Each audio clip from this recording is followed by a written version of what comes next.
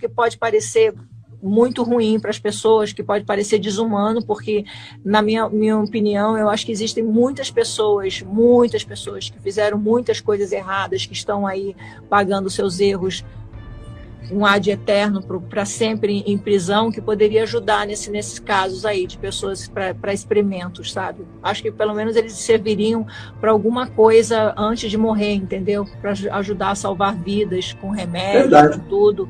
Mas aí vai vir um pessoal que é dos direitos humanos, vai dizer, não, eles não podem ser usados. Mas se são pessoas que já estão provadas, que vão viver 60 anos na cadeia, 50 anos na cadeia, vão morrer lá, eu acho que poderiam usar um pouco da vida delas, pelo menos, para ajudar algumas pessoas, provando remédios, provando... Olá, aqui quem fala é o Davi e seja muito bem-vindo ao nosso humilde canal. Família, eu tenho certeza que você que acompanha regularmente nossos vídeos, principalmente você, meu caro irmão, que viu os nossos vídeos sobre a Xuxa, deve ter ficado chocado com essa declaração. Ela que sempre foi a cara da esquerda, a cara da mídia brasileira, autora da Lei das Palmadas, sempre ficou contra a família tradicional, contra a moral, contra os bons costumes. Ela sempre se posicionou contra isso. E aí, de repente, ela dá uma declaração dessa que poderia ser tida aí, classificada como ultradireita, ultraconservadora. E o que é que está acontecendo? Bom, meus irmãos, para você entender isso, a gente precisa ver outro personagem dessa história, o Alexandre Frota, que eu carinhosamente chamo de Alexandre Fruta. Você sabe que ele fez filmes de adultos, não é? Que ele até tenta não falar sobre isso. Fez filme com outros homens e ainda se diz conservador. Mas o Alexandre Fruta, se você olhar um pouquinho a história dele, por diversas vezes eu até ia fazer vídeo aqui, principalmente quando o pessoal estava aclamando ele, e eu via aquilo ali e eu queria vomitar com tanta hipocrisia da parte dele. E como as pessoas agem realmente como gado. Porque a pessoa dizer que Alexandre Frota é conservador, realmente ou tem que ser um recém-nascido, né, inocente, que não sabe de nada, ou muito idiota para acreditar em qualquer pessoa que se diz eu sou isso, eu sou aquilo, só porque diz. É igual ao cristianismo, você não diz que é cristão, você age como cristão e as pessoas percebem, ó, esse cara ele é cristão, ele é obediente às leis de Deus. Você vê no dia a dia dele as decisões da pessoa, onde ela entra, onde ela não entra, então você percebe que ela é cristã, ela não precisa ficar dizendo, o que diz geralmente não é. E isso foi forçado pela mídia. Você vê Adolf Hitler, que fez tudo o que é anticristão e querem classificar ele como católico. Olha, esse aí era católico. Nunca foi. Ele era ocultista, isso sim.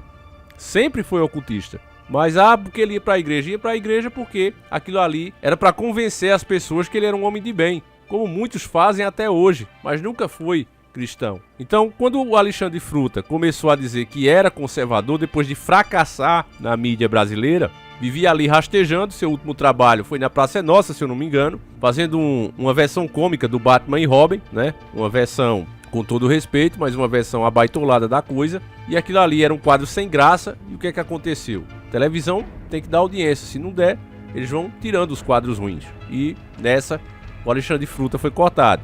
Então ele ficou ali, tentando aqui, tentando ali, virou ator de filmes adultos, fez filmes com outros homens, se relacionando com outros homens. E mesmo assim, nada dando certo, cada vez mais o barco afundando, ele resolve agradar os donos da mídia de uma forma desesperada, em quem está em fim de carreira mesmo, que era o caso dele. E aí ele vai lá no programa, se eu não me engano, do Leão, né? Tinha um Leão, um gordinho, que fazia pose de brabo. E naquele programa, e em outros também, ele disse que estava tendo um caso com Marcos Feliciano. Marcos Feliciano, que naquela época estava incomodando muito a bancada LGBT, estava incomodando muito a galera da agenda liberal, e aí ele soltou como se fosse verdade. Ele disse, olha, eu tinha um caso com ele, a gente era namorados, isso e aquilo. Ele declarou isso pro Brasil todo. E demorou um tempo pra vir dizer que era brincadeira. E aí até hoje eu sei, né, não posso provar, mas eu imagino que aquilo ali não foi por acaso. Aquilo ali alguém pediu que ele fizesse. Você tinha visto esse vídeo, Frota? Não tinha. Eu conheço bem ele, né? Foi meu namorado. Polêmica! Então assim, eu não tinha visto. Esse foi o melhor comentário que eu não tinha visto esse vídeo. Ele teve um relacionamento de 2 anos comigo. E assim, eu fico surpreso com as coisas que ele fala, porque não era isso que ele falava comigo quando tava na cama, entendeu? Então assim, eu não tenho nada pra declarar em relação a ele. Eu tô estranhando. Amor, eu tô estranhando essa sua posição. Eu não estranhava as outras posições. Mas eu acho que, assim, por tudo que a gente viveu, Marco, que eu te chamava, você sabe que eu te chamava de Dundum? Por tudo que nós vivemos, por todo o nosso, a nossa vida, por tudo que você me falou no pé do meu ouvido.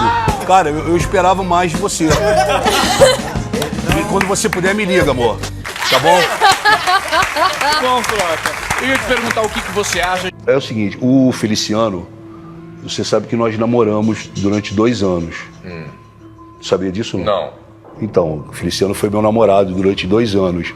E... Peraí, não é que eu esteja chocado. Deixa eu refazer o negócio aqui. O Feliciano namorou com você 2 anos? Ele foi meu namorado durante 2 anos. E, assim, eu fico muito sem entender, porque a relação que ele tinha na cama comigo não condiz com o que ele tem hoje falando pro Brasil, as coisas que ele fala pro Brasil. Ele, sabe, é uma contradição muito grande. Eu tô pra ligar pra ele e... Não, peraí, Frota. O que foi, velho? Que Feliciano? Feliciano, eu conheço como Dundum.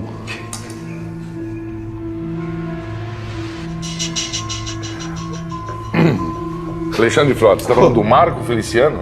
O deputado. Eu não tinha revelado até hoje que eu teria tido... Você tá falando, até a diretora ali, mas você tá falando sério ou você tá de sacanagem? Tô falando sério. Não.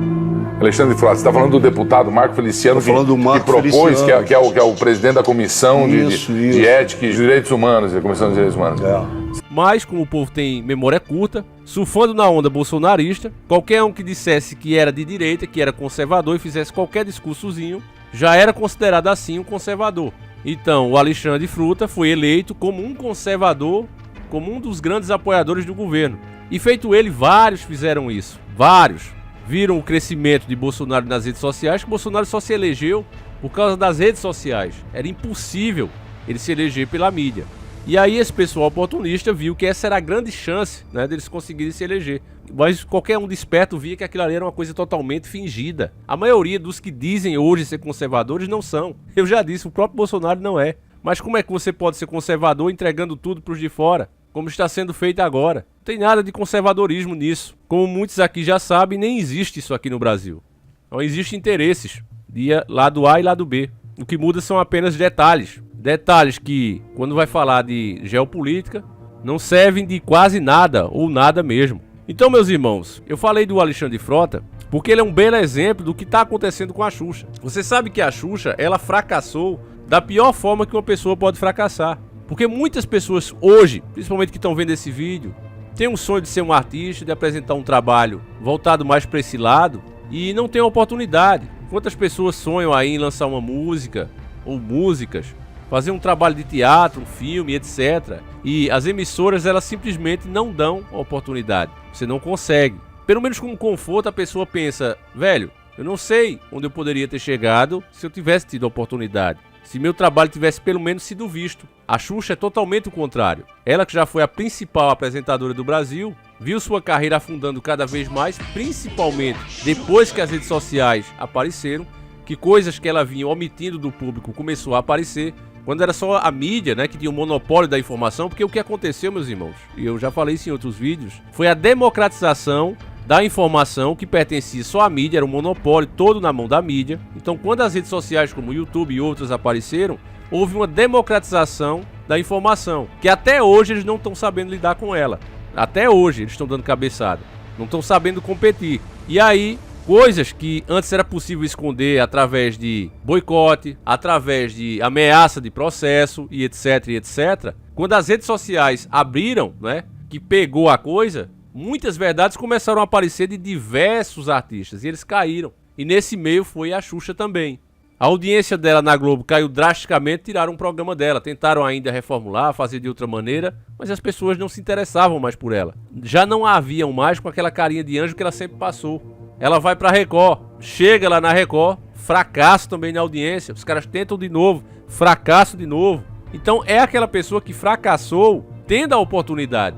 Não foi aquela coisa que tiraram, vamos banir o cara e pronto, como fizeram, por exemplo, com o Jô Soares. Muita gente fala mal do Jô, mas o Jô era um dos caras que dava voz a Dr. Enéas e foi boicotado da Globo justamente por fazer isso. Dar voz a pessoas que não deveria ser dado, que era contra a vontade da Globo. O Jô, por mais que não fosse com a cara do Bolsonaro, levou ele lá. Tenho certeza que a Globo não gostou daquilo, mas ele levou. Então, mesmo com o seu programa dando audiência, resolveram que iam tirar ele e acabou. Fecharam as portas pro jogo. Já a Dona Xuxa não, foi totalmente o contrário. Então, meus irmãos, resumindo a história, eu vejo essa declaração dela como uma tentativa, talvez, de mudar de lado. Porque se eu tô tentando ser de esquerda e tá dando errado, será que se eu fosse pra direita não dava certo? Eu vejo esse discurso dela como uma tentativa, como um teste para ver o que as pessoas vão dizer. Qual vai ser a sua reação, meu irmão? Eu vejo como isso. É claro que a gente tem que ficar de olho, né, nas próximas atitudes dela, nas próximas declarações, mas eu vejo de momento como uma tentativa naquele vai que cola. É claro que se começarem a chamar de hipócrita, isso e aquilo, ela vai voltar atrás, vai fazer de conta que nunca deu essa declaração, como já fez outras vezes. Mas se colar, se as pessoas começarem a elogiar, você sabe que em momentos como esse, onde o caos está reinando, as pessoas costumam escutar qualquer coisa que pareça ser uma palavra amiga e começam a concordar, começam a gostar daquela pessoa que falou. Esse é, inclusive, na minha opinião, o principal motivo da gente estar nesse estado de caos. É sempre assim, o sistema apronta, cria suas crises e depois chegam os seus personas falando exatamente o que a gente precisa. E mesmo as pessoas nunca tendo agido como elas estão falando, mas elas aparecem com a solução. Veja o Ciro, né? A gente fez o vídeo aqui, ele falando lá com o Datena. Já foi governador, não fez nada que preste, mas sabe de tudo. E as pessoas, num desespero desse, já estão pensando, nossa, eu tinha que ter votado no Ciro. Ó, o Ciro é o cara, o Ciro sabe das coisas, é um cara preparado. Todos esses caras que pertencem ao sistema, eles sabem de tudo que está acontecendo. Um político profissional, família, com anos, eles sabem o que está acontecendo. Muito melhor do que eu, do que você, eles estão lá dentro. Mas eles não vão mover um dedo, porque o preço é grande. É muito melhor ir a favor da maré do que remar contra ela. E da mesma forma, assim como acontece com o grandão, vai acontecendo com os outros menores, e aí é o que você vê nesses artistas.